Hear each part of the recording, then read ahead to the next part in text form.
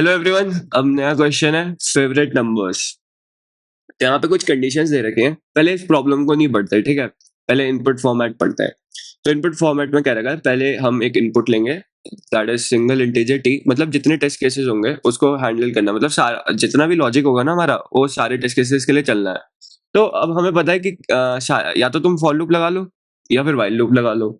तो यहाँ पे वाइल लूप लगा देता हूँ, ठीक है। और टी लिख दिया अंदर, मतलब जब तक ये जो टेस्ट केसेस है हमारे, इनकी वैल्यू जीरो नहीं हो जाती। मतलब जैसे 7 टेस्ट केस हैं तो सातों के लिए वैल्यू मतलब हमारा लॉजिक चलना चाहिए ना, क्योंकि हमारे पास 7 बार इनपुट आने वाला है, राइट। तो अगर ये मैं ऐसे टी लिख दूंगा तो ये तो इनफाइनाइट लूप हो जाएगा, राइट। तो या तो मेरे को डिक्रीमेंट भी करना होगा ना, ताकि जब तक जैसे अगर ये लूप कब तक चल रहा है, जैसे 1 2 3 4 5 6 7 7 बार चलना चाहिए, राइट। तो यहाँ पे या तो ट्रू होना चाहिए या फिर फॉल्स होना चाहिए। मुझे इसको फॉल्स करना है 7 के बाद।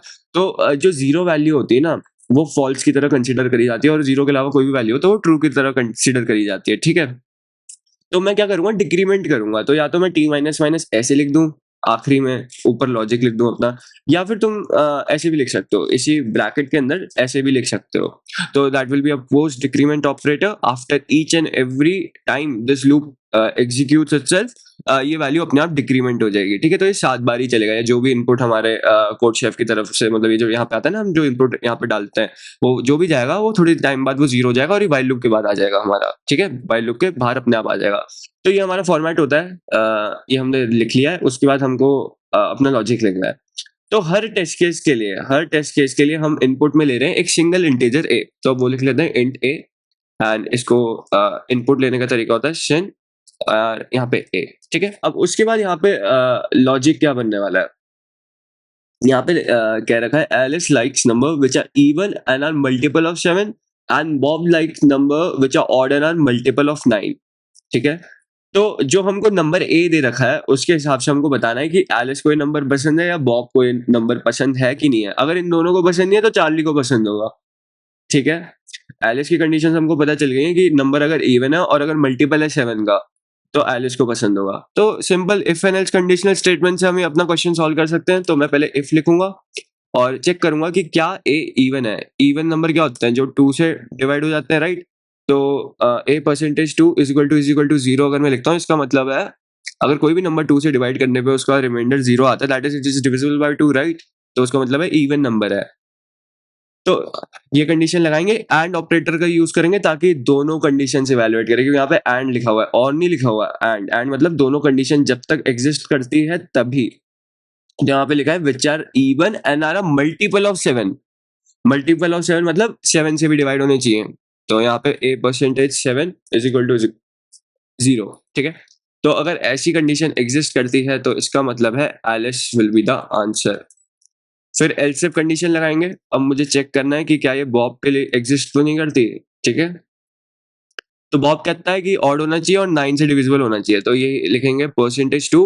अब यहाँ पे इज नॉट इक्वल टू 0 हो जाएगा, मतलब 2 से डिवाइड करने पे अगर रिमाइंडर 0 नहीं आता, that is odd. And now I also have to check if that's a odd number, it should be a multiple of 9 also. So I'll write a modulus and 9. If it's 0, if a number is divisible by 9, that is it's a multiple of 9, obviously, right? Because अगर तुम 18 को 9 से divide करोगे तो है ना उसका multiple 9 2 से 18। तो यहाँ पे मैं see out and I write bob. And if both of these numbers, like अगर ये ऐसा नंबर है जो एलिस के लिए भी एग्जीक्यूट नहीं हो रहा और बॉब वाली कंडीशन के लिए भी एग्जीक्यूट नहीं हो रहा, then I simply write Charlie, okay.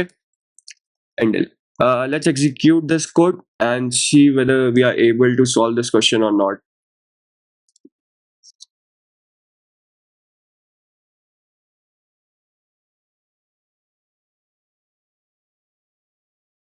So I think we are having all the test cases correct. Charlie, Alice, Charlie, Charlie, Bob, Bob, Alice, Charlie.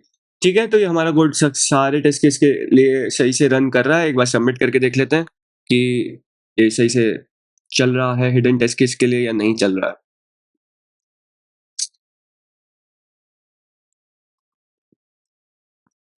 तो हमारा करेक्ट आंसर आ चुका है। हमने सेकंड क्वेश्चन भी सक्सेसफुली सॉल्व कर लिया है, ठीक है। तो अब नए क्वेश्चन की तरफ चलते हैं। Thank you.